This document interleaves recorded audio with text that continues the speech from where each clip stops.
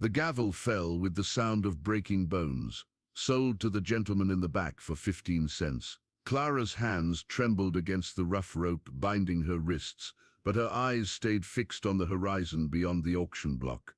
She wouldn't give them the satisfaction of seeing her break. Not after they'd stripped away everything. Her family's farm, her father's good name, even the small silver locket her mother had pressed into her palm before the fever took her. The crowd of bidders dispersed like buzzards abandoning a picked clean carcass, their laughter echoing off the weathered buildings of Millfield's main street. 15 cents.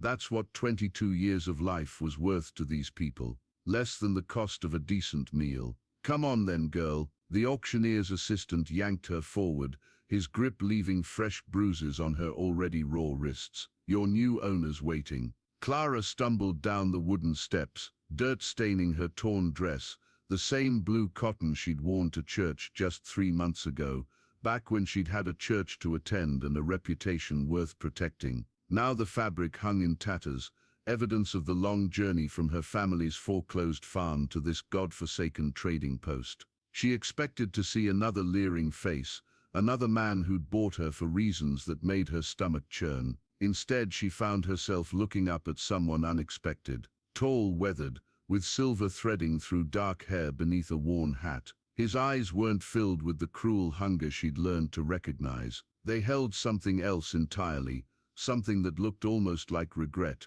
"Ma'am," he said quietly, tipping his hat. No mockery in his voice, no ownership. The assistant shoved the rope into the stranger's calloused hands. "She's all yours, mister. Enjoy your bargain." The rancher, for that's what he appeared to be, judging by his clothes and the strong smell of cattle and leather, didn't respond to the crude comment. Instead, he studied Clara's face with an intensity that made her want to look away. "What's your name?" he asked. She hadn't expected the question. Most buyers hadn't bothered to ask. "Clara, I'm Jonas." He paused as if weighing his next words carefully. "You hungry, Clara?" The simple question nearly undid her. When was the last time someone had cared about her comfort, her basic needs? She nodded, not trusting her voice. Jonas gestured toward a modest wagon hitched to 2 sturdy horses. "There's a long ride ahead. We should get started." As they walked away from the auction block, Clara caught fragments of whispered conversations from the remaining crowd. Words like fool and waste of money followed them down the dusty street. But there was something else in those voices, disappointment, as if her new owner had somehow cheated them out of expected entertainment. The wagon rolled steadily westward as afternoon shadows lengthened across the prairie. Jonas had given Clara a clean blanket and a portion of bread and dried meat, more food than she'd seen in weeks. But questions burned in her throat like swallowed smoke. "Why?" she finally asked, breaking the silence that had stretched between them for miles. Jonas didn't look at her. His eyes stayed fixed on the trail ahead, hands steady on the reins. "Why what? Why bid at all? Everyone else was laughing, walking away. You could have let me." She couldn't finish the sentence. They both knew what would have happened to an unsold woman at that kind of auction. "Didn't seem right," he said simply. The answer frustrated her. There had to be more to it. Men didn't spend money, even 15 cents, without expecting something in return. "What do you want from me?" This time Jonas did look at her, and Clara saw something in his expression that made her chest tighten with an emotion she couldn't name. Pain, maybe, or recognition. "I want you to have a choice," he said. "When we reach my ranch, you can stay and work for fair wages, or I'll help you get wherever you're trying to go. Your decision." Clara stared at him. "You're lying." "No, ma'am, I'm not. Nobody does that. Nobody buys a person just to set them free." Jonas was quiet for a long moment. When he spoke again, his voice carried the weight of old wounds. "My sister was sold at an auction like that one, 15 years ago, after our parents died and the bank took everything." He shifted the reins to one hand, his knuckles white with tension. "I was too young, too poor to bid. Had to watch strangers, had to watch what happened to her." The words hung between them like a bridge. Clara wasn't sure she was ready to cross. She'd learned not to trust kindness. It usually came with hidden costs. But something in Jonas's voice, in the careful way he kept his distance while still offering protection, made her want to believe him. Oh. What happened to her? Clara asked softly. Don't know. Lost track after the man who bought her moved on. Jonas's jaw tightened. Been looking ever since. A dust cloud appeared on the horizon behind them, small but growing larger. Jonas noticed it at the same moment Clara did. His entire body went rigid. How many people knew you were planning to bid today? Clara asked, a chill running down her spine despite the warm afternoon. Nobody. Jonas reached under the wagon seat and pulled out a rifle. But word travels fast in small towns, especially when someone does something folks consider unusual. The dust cloud was definitely moving their way, and it was moving fast. The thunder of hoofbeats reached them before the riders came into view. 5 men, maybe 6, pushing their horses hard across the open ground. Jonas urged his team faster, but a loaded wagon was no match for men on horseback with something to prove.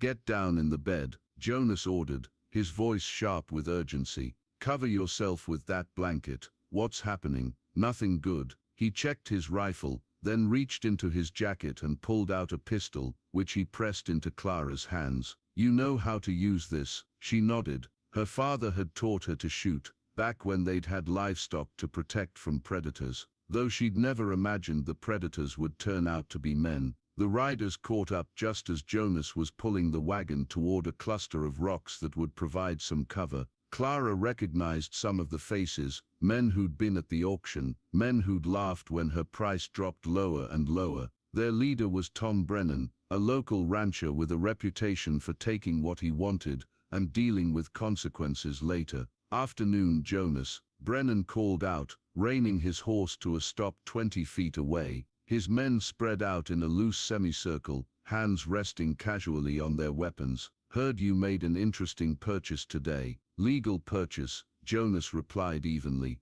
Got the papers to prove it. Brennan's smile was cold as Winter Creek water. Now that's where things get complicated. See, some of the boys think you might have misunderstood the nature of that particular auction. How's that? Well, word is you paid good money for something you plan to just give away. Makes the rest of us look bad, like we don't know the value of what we're buying. Clara's blood ran cold. This wasn't about money or property rights. This was about pride, about maintaining a system where women like her had no agency, no hope of escape. Jonas kept his rifle ready, but not quite aimed.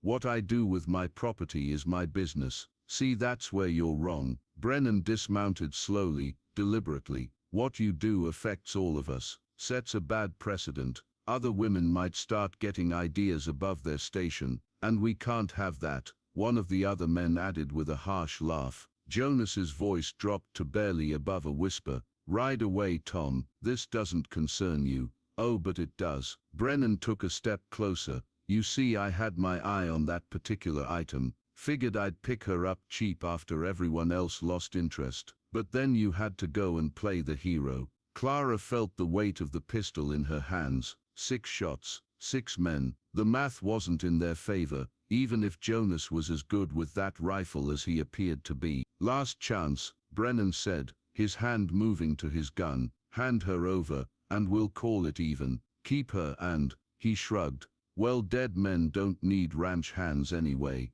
Time stretched like pulled taffy. Clara could hear her own heartbeat, could smell the sweat and leather and gun oil that seemed to permeate the air around dangerous men. But instead of the fear she expected, she felt something else rising in her chest, rage. I have something to say. The words came out stronger than she'd intended. Clara stood up in the wagon bed, letting the blanket fall away, 6 pairs of eyes fixed on her, but for the first time in months, she didn't feel like prey.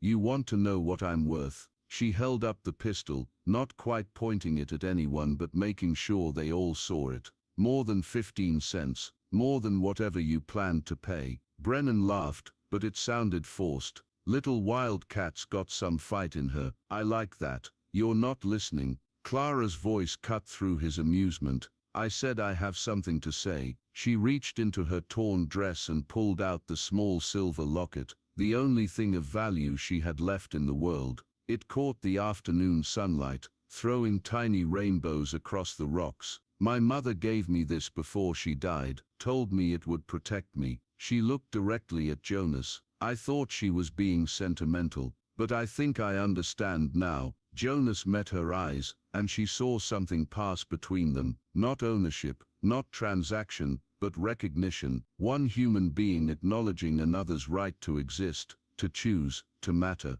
This man, Clara continued, gesturing toward Jonas, paid 15 cents for me, but he was the only one who asked my name, the only one who offered me food, the only one who gave me a choice. She fastened the locket around her neck, the familiar weight of it settling against her collarbone like armor. So here's my choice. Clara raised the pistol, this time with clear intent. Anyone who wants to take me from him is going to have to explain to my mother why her locket is covered in their blood. The silence that followed was different from before, heavier. Brennan and his men exchanged glances, clearly not having expected resistance from what they'd assumed was a broken woman. You'd kill for him? Brennan asked. A stranger who bought you like cattle? No, Clara said quietly. I'd kill for me, for the right to decide my own fate. Jonas shifted beside her, rifle still ready but his posture slightly relaxed. She's made her choice, Tom, just like I made mine. And what choice was that? To believe that some things are worth more than money. The standoff might have lasted forever, but the sound of approaching riders from the east changed everything. Brennan cursed under his breath as a group of men in badges came into view, the territorial marshal and his deputies, drawn by reports of trouble. Gentlemen, the marshal called out as he approached. Heard there might be some disagreement out here. Brennan's hand moved away from his gun. Just a business discussion, Marshal, nothing that concerns the law. Oh, but it does. The marshal's eyes were hard as flint. See, I got word that some folks might be planning to interfere with a legal transaction. That's theft, by my understanding. Clara watched the dynamics shift. Brennan and his men were dangerous, but they weren't stupid. A fight with Jonas and her was one thing. A fight with territorial law enforcement was another matter entirely. No interference here, Brennan said tightly, just expressing concern for unusual business practices. The marshal looked at Jonas. This woman purchased legally. Yes, sir, got the papers right here, and she's free to leave if she chooses. Jonas glanced at Clara. Yes, sir, her choice entirely. The marshal nodded. Then I'd say this discussion is over. His hand rested on his weapon as he looked at Brennan. Unless someone wants to argue with territorial law. The confrontation deflated like a punctured balloon. Brennan and his men mounted their horses, muttering among themselves but making no further moves toward violence. As they rode away, Brennan called back over his shoulder. This isn't finished, Jonas. Yes, it is, Clara said loudly enough for him to hear. It's finished. The marshal and his men stayed long enough to make sure the troublemakers were truly gone, then continued on their own patrol. As dust settled back over the prairie, Jonas and Clara found themselves alone again. You could still leave, Jonas said quietly.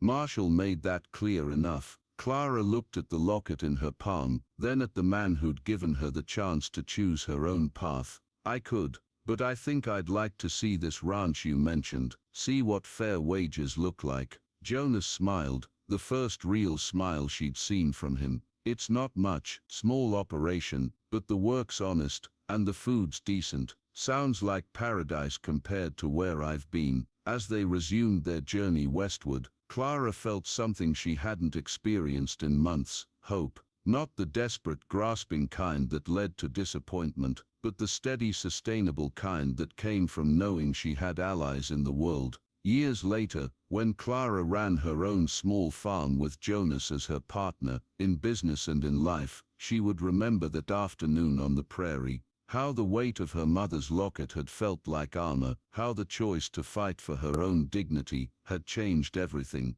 She would tell the story to other women who found themselves with nowhere to turn, reminding them that sometimes salvation came from the most unexpected places. But mostly she would remember the moment she realized that her worth could never be measured in cents or dollars, only in the courage to demand the respect she deserved.